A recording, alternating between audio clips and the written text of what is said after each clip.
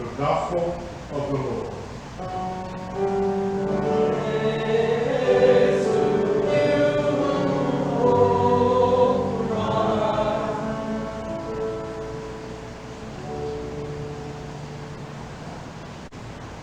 Just as a FYI, next week we'll be continuing with the Gospel of Luke.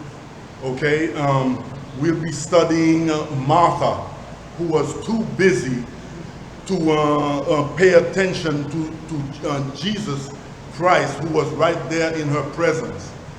Okay, so that's what we'll be studying next week. All right, today we are talking about the Good Samaritan. We are trying to answer a question. The question is, who is our neighbor?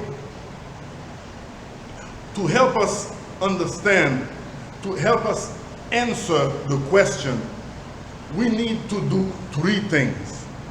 We need to see, we need to feel, and we need to act. Talk about connecting the dots. The place where my dad was buried, in Haiti, had a tiny path going up in the mountains. Okay, and a little bit before that, this path looks like they are describing in the Bible for the road between Jerusalem and Jericho. All right, shortly before my father died, he made a way for his 4x4 to drive up on the mountain, and so he can reach where he's going to live. Okay, and but last week we talked about the dangers of these roads. Okay, all the bad things that can happen in these roads.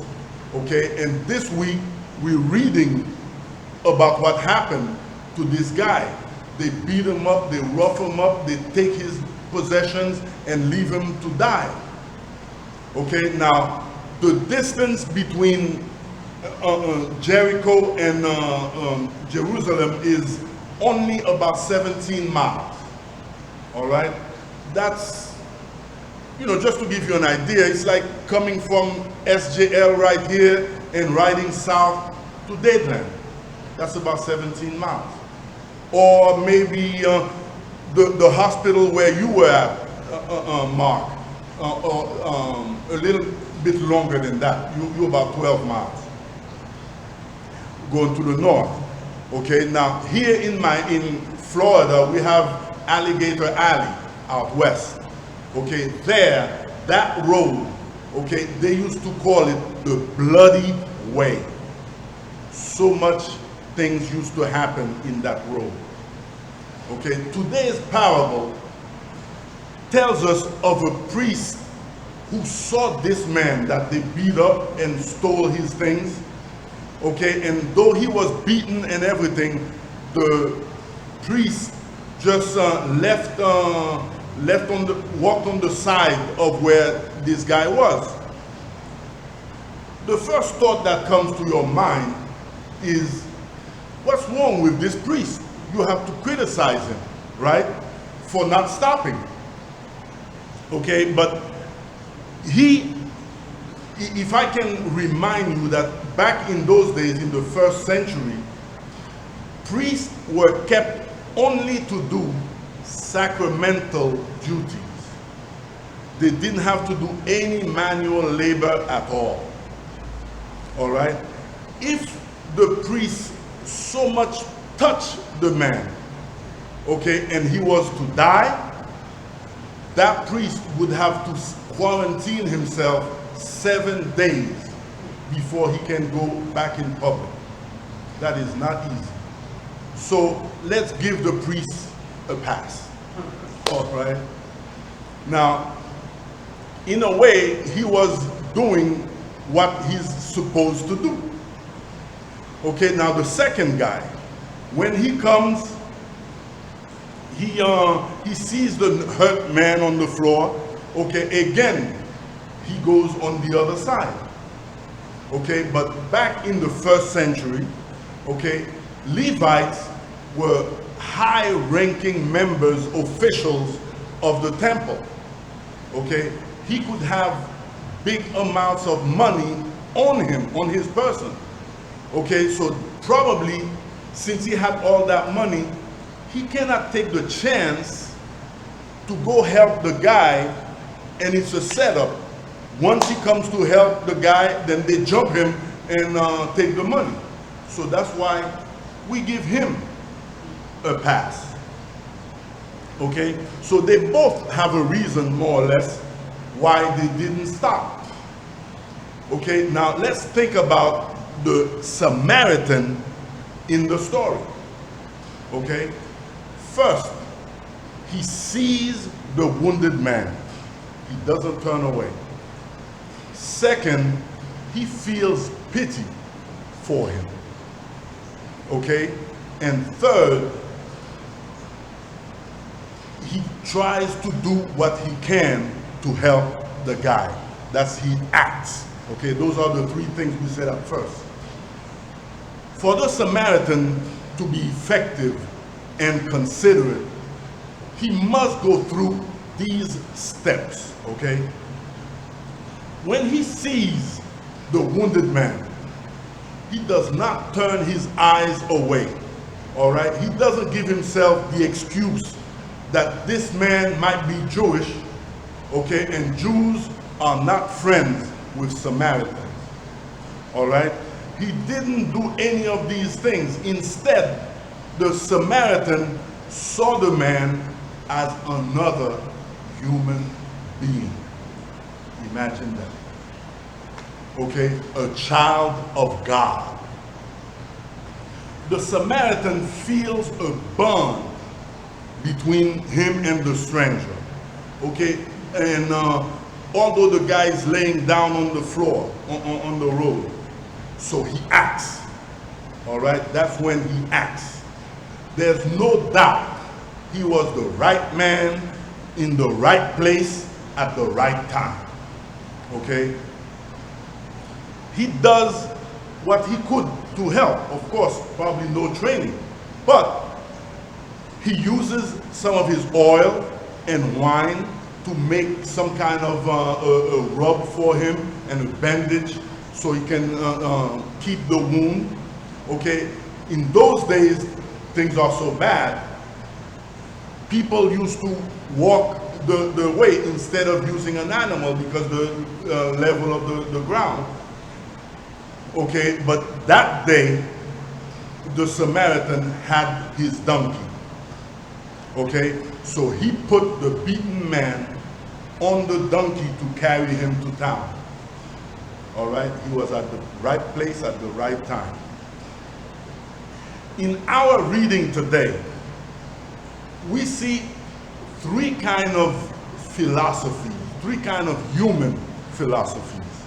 Okay, the Samaritan, right, shows us that what's mine is yours. Okay, the Levite and the priest shows, man, what's mine is mine. All right, and the crooks now, they say what's yours is mine. Isn't that what happened? Okay? When you and I are listening to this story, where does it leave us? You know? We hear of a lawyer who is questioning Jesus, trying to know where our neighborly obligation ends, where it stops, where it begins towards our neighbor.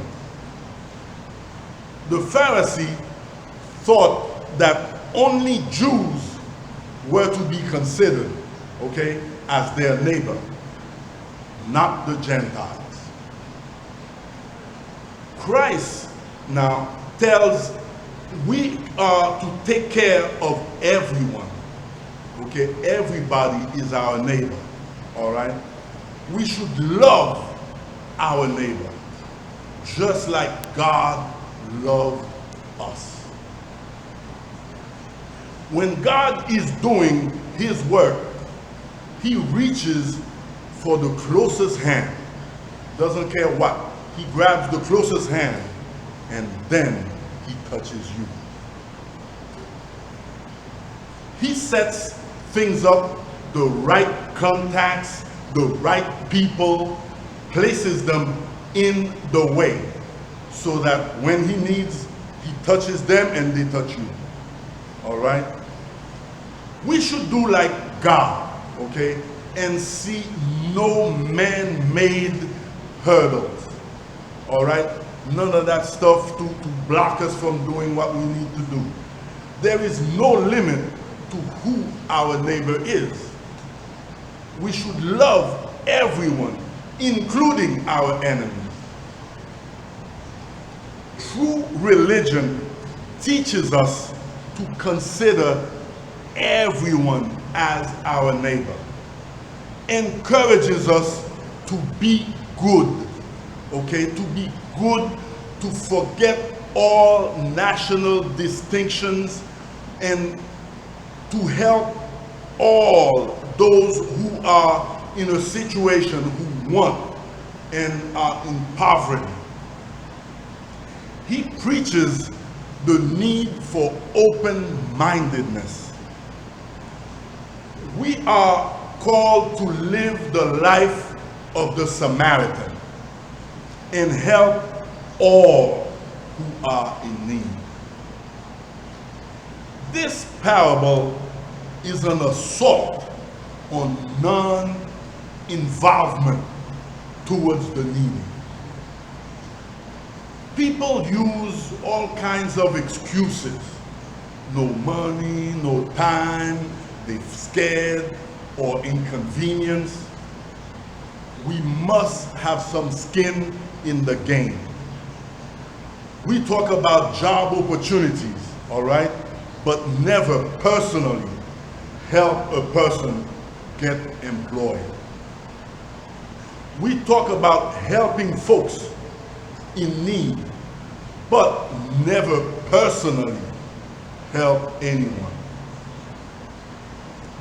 The most rewarding feeling, all right, is to be real. Get real. I talked to you guys about Robert Schuller one time, right? The guy on the preacher on TV, the Crystal Cathedral. He used to say, all that you do to enrich the life of others always comes back to you manyfold. That is a fact. God gives us people to love and things to use, right? When we start to use people and love things, all right, we turn into thieves. Jesus turned the table in this parable on us, okay, and put the burden of proof on us. For Jesus, the question is not, who is my neighbor? All right? Instead, he turns it around and says, what kind of neighbor are you? Let's say it another way. The neighbor Jesus was speaking of was not the guy on the side of the road, okay, but the voice of conscience talking inside the hearts of those hearing him then and now. Oops. The judgment is on us. What kind of neighbors are we? The one thing that is important is that Jesus' followers share his love with everyone. Okay? The rich, the poor, the black, the white, those with parents in jail. all folks until that day, all right, with bended knee, all tongues confess that Jesus Christ is Lord to the glory of God. This is our duty. This is our duty, people. That is the purpose for being. We have no other purpose. All right? Will all God's children say amen?